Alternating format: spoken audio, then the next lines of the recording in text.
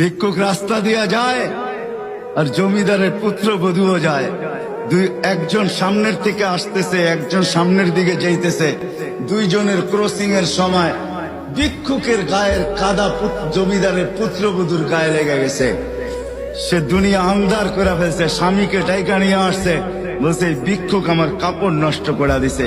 সে শুধু ভিক্ষুক ছিল না, বৃদ্ধ ছিল।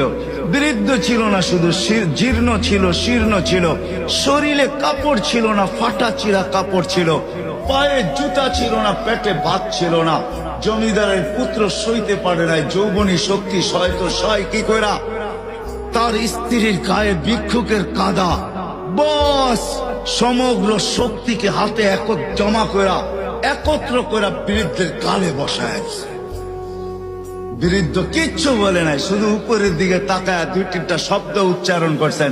শব্দগুলা হলো ইয়া মাল্লা তারা হলো ওয়ুন, ও আল্লাহ তোকে চোখে দেখা যায় না, ও তারা কুল্লা শাই তুই সব দেখিস, ফারা তারা মা বি তুই কি দেখিস না আমার সাথে কি ঘটতেছে, এটা কি দেখিস না? বলতে দেরি যুবক, মরতে দেরি হয় নাই। জমিদার চলে আসছে, প্রতিশোধ নিবে। বৃদ্ধের একদিকে মুস্কি হাসি, একদিকে বলতেছে প্রেমের খেলা এমনই হয়। জিজ্ঞাসা করছে কিসের প্রেমের খেলা রে? বলছে ওর প্রেমিকার গায়ে আমার কাদা লাগছে, পায়ের কাদা লাগছে, ও সইতে পারে নাই। যৌবনী শক্তি দিয়ে আমার বৃদ্ধ গালে বসায় দিছে। আমাকেও একজন ভালোবাসে, সেও সইতে পারে না,